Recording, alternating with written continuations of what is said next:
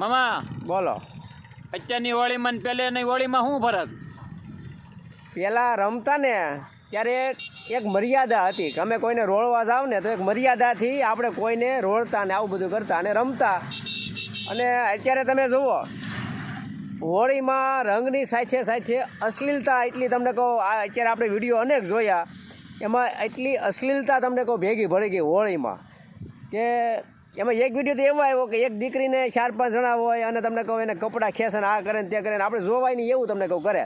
અમથું કહો કે હાથ અડાડ્યો હોય તો તરત એને એના ઉપર શારીરિક અડપલાનો ને એનો કેસ થઈ જાય કે અમારી શેરતી કરી.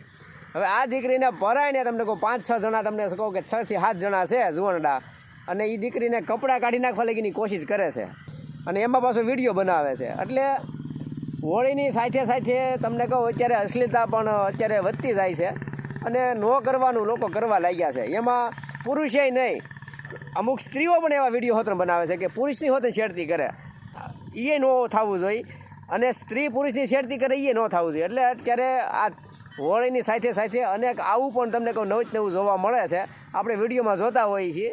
એટલે અશ્લીલતા જે છે ને એ પણ આમાં સાથે ભેગી જોડી દીધી છે લોકોએ. પણ ખરેખર ધાર્મિકની સાથે એ ન હોવું જોઈએ. માન અને મર્યાદા અને એક મોભા સાથે તમે રંગ તમે ગમે ને રોળો અને ગમે એ કરો તો એ સારું લાગે અને સંસ્કારી લાગે એમ. હા, એ વાત સાચી મામા.